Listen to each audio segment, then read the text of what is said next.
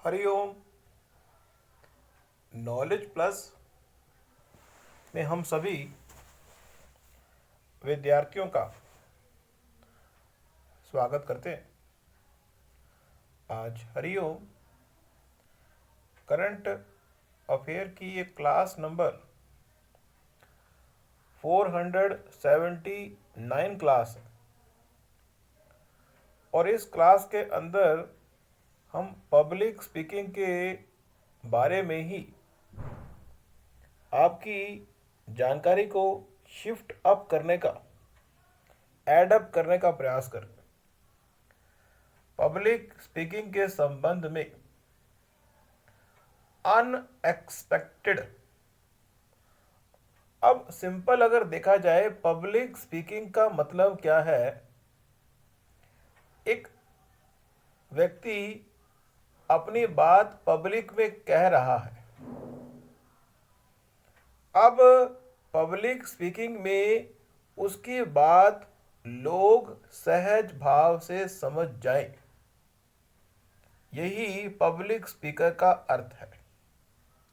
अगर आप पब्लिक में कोई बात कह रहे और पब्लिक में तो वो व्यक्ति भी आएंगे जिन्होंने पढ़ाई की है या नहीं की, तो पब्लिक स्पीकर बनने का मतलब ये है कि आप अपनी बात को इस तरह से कहें ताकि इस संसार में ऐसा कोई व्यक्ति ना हो जो आपकी बात को समझ ना पाए, सारे के सारे ही समझ पाए। मीन्स किसी तरह का भी कम्युनिकेशन गैप ना आए। मीन्स पब्लिक स्पीकर वो व्यक्ति होता है जब अपनी बात को कहता है तो लैंग्वेज का बैरियर ना आए, उस लैंग्वेज में अपनी बात को कहे जिस लैंग्वेज में इस दुनिया के हर व्यक्ति को वो बात समझ आ जाए। दूसरा, पब्लिक स्पीकिंग के संबंध में यदि आप ये चाहते हैं कि आपकी जो ऑडियंस है किसी ना किसी चीज को पिक करे, तो निश्चित रूप से आपको एक सेंटेंस, एक कीवर्ड को अपनी स्पीच के सराउंडिंग में पुट अप कर देना चाहिए ताकि ऑडियंस उस चीज को कम से कम 12 बार रिपीट करे। ऑडियंस को कोई बात समझ आए या ना आए, लेकिन वो सेंटेंस जो आपने 12 बार ऑडियंस के सामने बोला है, वो ऑडियंस जब आपकी स्पीच खत्म हो तो वो 12 बार बोला गया जो सेंटेंस है वो हर हालत में, और वो सेंटेंस आपकी टॉक का एक की सेंटेंस होना चाहिए जो आपने 12 बार अपनी टॉक में बोलना है। एक सर्कल के माध्यम से बोलना है, एक सर्कल के माध्यम से बोलना है। तो एक सेंटेंस आप पिकअप कर लें। अगला पॉइंट हम बताने का प्रयास करें कि जब हम अपनी बात को पब्लिक में कह रहे होते हैं और अगर हम ये कह दें कि आज स्पीकिंग के संबंध में, पब्लिक स्पीकिंग के संबंध में 5 बातों की जानकारी हम आपको देने आए हैं। पहली बात की जानकारी ये है, दूसरी ये है, तीसरी ये है, चौथी जानकारी, पांचवी जानकारी हम आपको लास्ट में देंगे। अगला पॉइंट हम ले रहे, always try to relate your contents with a story और with a image that will make. अब यहां पे एक कंसेप्ट है जो हम बताने का प्रयास कर रहे हैं कि ऑडियंस के सब कॉन्शियस में अगर कोई जानकारी पुट अप आप करना चाहते हैं तो ऐसा कोई तरीका, क्योंकि किसी व्यक्ति को कोई बात समझानी हो, यहां पे एक पॉइंट हम देने का प्रयास कर रहे हैं पब्लिक स्पीकिंग के संबंध में।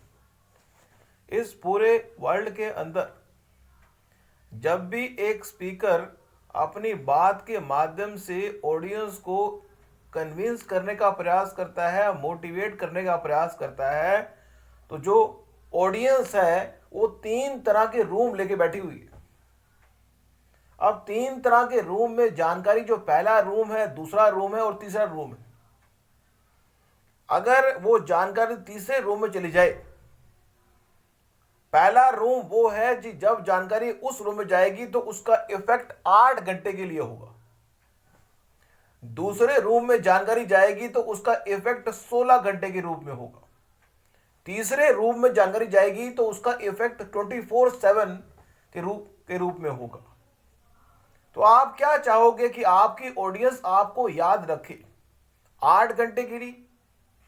क्या आप चाहोगे कि आपकी ऑडियंस आपको याद करे 16 घंटे के लिए? क्या आप चाहोगे कि आपकी ऑडियंस आपको याद करे 24 घंटे के लिए? निश्चित रूप से इस टॉक को सुनने वाला हर एक पब्लिक स्पीकर, विद्यार्थी या टीचर ये चाहेगा कि उसकी जो विद्यार्थी मंडली है वो उसको 24/7 जो उसने गाइड किया है 24/7 याद रखे। पब्लिक स्पीकर को टीचर से तुलना ना करें। पब्लिक स्पीकर एक टीचर नहीं है, वो नॉन टेक्निकल तरीके से ऑडियंस को कोई बात समझाता है, नॉन टेक्निकल तरीके से। लेकिन टीचर जो है वो टेक्निकल तरीके से अपने बच्चों को बात समझाता है। उसके लिए उसका बॉडी को शो ऑफ करना जरूरी नहीं है। इवन पब्लिक स्पीकर के लिए भी बॉडी को शो ऑफ करने की आवश्यकता नहीं है। पब्लिक स्पीकिंग का मतलब है कि आप अपने ओपिनियन को पब्लिक के सामने व्यक्त कर रहे हैं। तो यहां पे पब्लिक स्पीकिंग के संबंध में और बात हम बताने जा रहे हैं, वो है serious. Don't try to be serious when you are speaking in front of public. Don't try to be serious. Serious बनने की आवश्यकता नहीं है। Don't try to be personal. Public speaking के संबंध में ऑडियंस को देखें कि वो पर्सनली जोक्स को अपने ऊपर ले रही है। Don't try to impress your audience on the personal end. Personal and पे जाके ऑडियंस को जोक के माध्यम से इंप्रेस करने का प्रयास करना खतरनाक हो सकता है। या फिर आप अपने जोक्स को पहले से ही, बोलने से पहले ये बात पहले ही अपनी स्पीच में बोल दे कि मैं पर्सनल तरीके से आपको मोटिवेट करने का प्रयास कर रहा हूं। Don't try to be carry any negative from this workshop. Don't try to carry any negative from this workshop.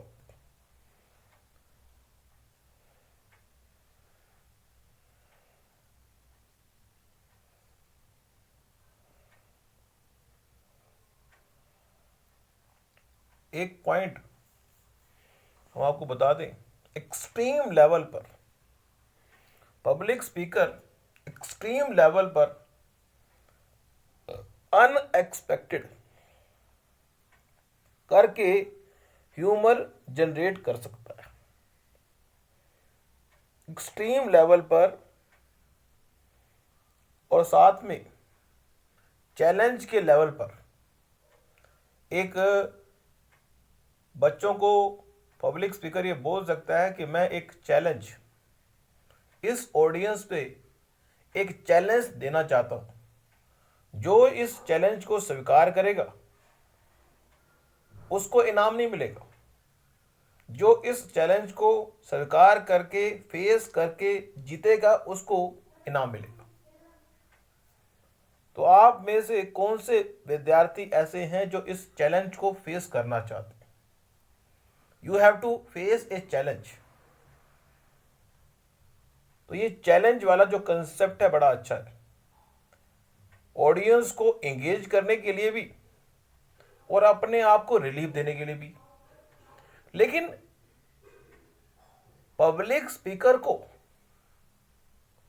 जो है, पब्लिक स्पीकर का मतलब होता है कि वन वे कम्युनिकेशन भी हो सकता है।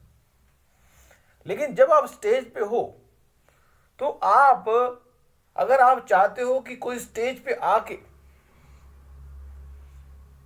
या स्टेज के नीचे ही आपके सामने कोई बात कहने वाला हो, आप ऑन द स्पॉट उस व्यक्ति को मोटिवेट करना चाहते, एक पॉइंट पब्लिक स्पीकिंग के संबंध में यह बात भी है कि ऑडियंस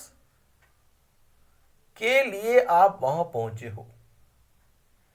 यदि आप ऑडियंस की फीलिंग को नहीं समझोगे, यह बात विशेष रूप से समझने वाली है कि ऑडियंस की फीलिंग को ना समझने वाला स्पीकर कभी अच्छा पब्लिक स्पीकर नहीं बन सकता। तो ऑडियंस की फीलिंग को समझना बड़ा जरूरी है।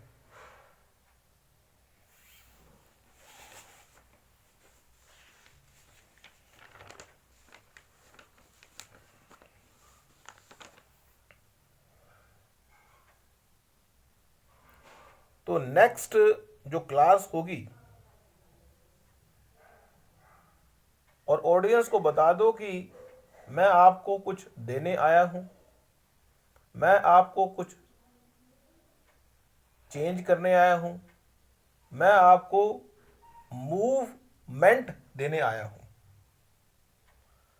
ये 3 बातें भी हम कर सकते हैं और पूछ सकते हैं कि आप क्या चाहते हो, कि मैं आपको कुछ दूं, मैं आपको चेंज करूं, या आपको मैं किसी काम को करने के लिए मूव ऑन स्टेज पे डाल दूं। नेक्स्ट क्लास के अंदर कुछ और बातें डिस्कस करेंगे। Thank you so much for listening and always putting Hariom knowledge plus.